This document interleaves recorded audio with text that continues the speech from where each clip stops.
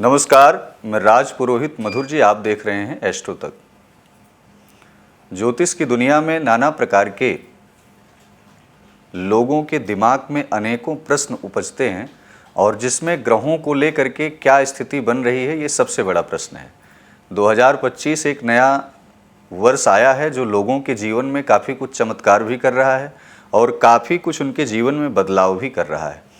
और ऐसे में बुध ग्रह की अगर बात करें तो 2025 के मार्च में बुध ग्रह, जो कि बुद्धि के प्रदाता हैं, जो तर्क शक्ति, तर्क सात्विक क्षमता और नाना प्रकार के वाणी पर इनका बड़ा अच्छा प्रभाव रहता है, व्यापार के अच्छे कारक माने जाते हैं।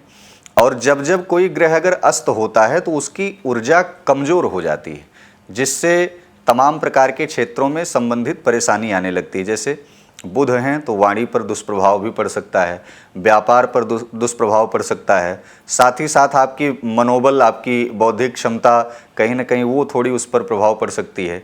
तो ऐसे में 2025 के मार्च में वैदिक पंचांग के अनुसार इस बार बुध ग्रह 17 मार्च को मीन राशि में अस्त होने जा रहे हैं और अगले 20 दिनों तक इसी स्थिति में रहेंगे।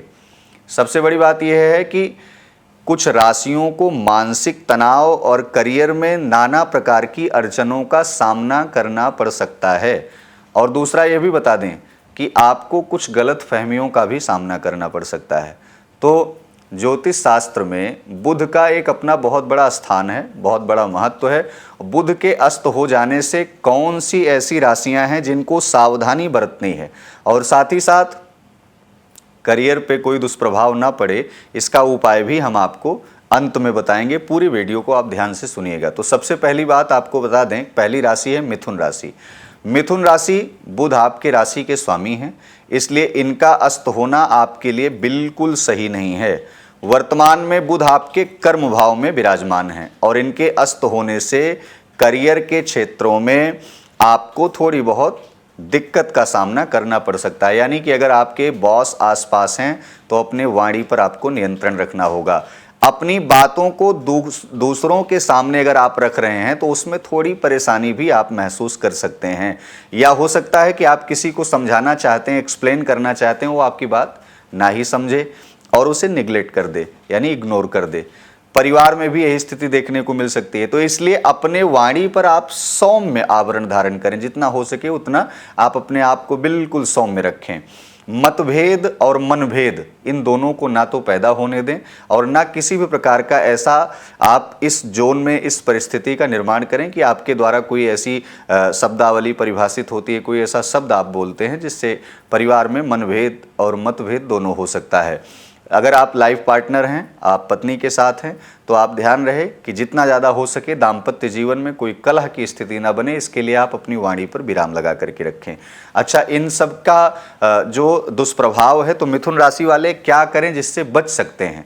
अगर संभव हो तो गाय को हरा चारा आप खिलाएंगे तो विश्वास कीजिए कि इस बुध के अस्त होने का जो दुष्प्रभाव है वो मिथुन राशि के जातकों के ऊपर नहीं पड़ेगा। दूसरी कौन सी राशि है? दूसरी राशि है कन्या राशि।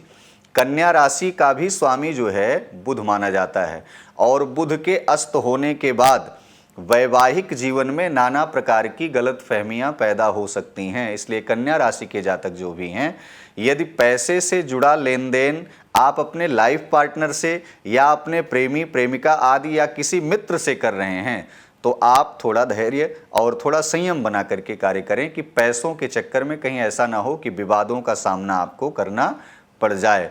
किसी तीसरे को गलती से भी प्रेम या वैवाहिक जीवन में ना तो एंट्री होने दें और ना तो अपनी बातों को आप बताएं, जिसे वो सामाजिक स्तर पर ले जाकर के बातचीत करते समय आप नाना प्रकार के अवसादों का फिर सामना आपको करना पड़े और फिर मानहानि के संकेत आपको मिलें। तो इसलिए पहले ही आप अपने आप में रिजर्व हो जाएं।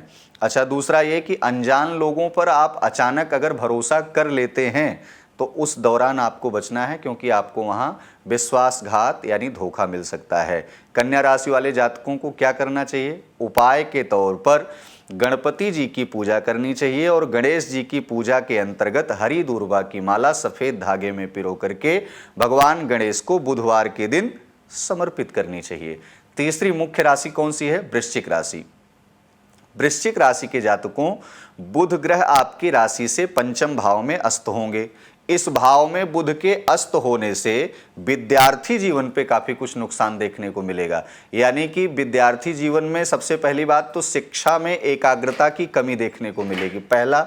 दूसरा, ये इस दौरान आप अपने गुरुजनों से, आप अपने जो श्रेष्ठ हैं, जो आपके जीवन के नाना प्रकार के पथ प्रदर्शक हैं, अगर उनसे बिना सलाह लिए अगर आप कोई भी काम करेंगे तो विश्वास कीजिए आप कहीं ना कहीं गलत दिशा में जा सकते हैं। दूसरा ये कि गलत लोगों की संगति में इस समय 20 दिन आपको बच करके चलना है। और इस राशि वाले जातक यह भी प्रयास करें कि ऐसा कोई निर्णय न लें जिससे शासनिक प्रशासनिक कार्यवाही आपके जीवन में हो और वह आपके जीवन में, आपके नौकरी में, आपके जीवन जीने की कला में कोई न कोई बाधा बने। आपको क्या करना चाहिए? उपाय के तौर पर वृश्चिक राशि के जातकों को विशेषकर ओम गंग गणपतये नमः इस महामंत्र का जप करते हुए भगवान गणेश को चतुर्थी तिथि पर, चाहे कृष्ण पक्ष की हो या शुक्ल पक्ष की हो, भगवान गणपति को जो है लड्डू चढ़ाना चाहिए। और लड्डू कैसा हो? लड्डू बूंदी का हो तो ज़्यादा उत्तम होगा। लड्डू चढ़ाने से भगवान गणेश प्रसन्न होंगे और नाना प्रकार के अवसादों से, विवादों से आप बच सकते हैं। तो यह बुध का अस्त होना, यह कहीं न कहीं 12 राशियों पर भी इसका प्रभाव देखने को मिलेगा। अब आपको क्या करना चाहिए? 12 राशियों के जातकों के जीवन में बुध के अस्त होने से कोई दुष्प्रभाव ना पड़े, इसलिए सभी 12 राशियों के जातकों को गणपति अथर्व शीर्ष का पाठ करना चाहिए। विशेषकर बुधवार के दिन प्रातः काल में घी का दीपक जला करके भगवान गणेश की मूर्ति के सामने तो अवश्य ही करना चाहिए, जिससे कि यह 20 दिन का जो समय है इसमें आपकी निर्णायक क्षमता बहुत ही तीव्र हो, तीक्ष्ण हो, आपकी वाणी बहुत ही प्रियभाषी हो, आपके वाणी में सौम्यता और सुधार हो, आपके मन मस्तिष्क में परमात्मा का, भगवान का वास हो और भगवान गणेश की कृपा से आपका कार्य निर्विघ्न संपन्न हो। पुनः हम फिर आपसे अगले वीडियो में मिलेंगे। आप ऐसे ही हमारे साथ एस्ट्रो तक पर बने रहें। नमस्कार। समस्याओं का समाधान चाहते हैं और चाहते हैं कि आपकी समस्याओं को ज्योतिष के माध्यम से सुलझाया जाए, तो आप हमसे संपर्क कर सकते हैं, जुड़ सकते हैं एस्ट्रो तक पर।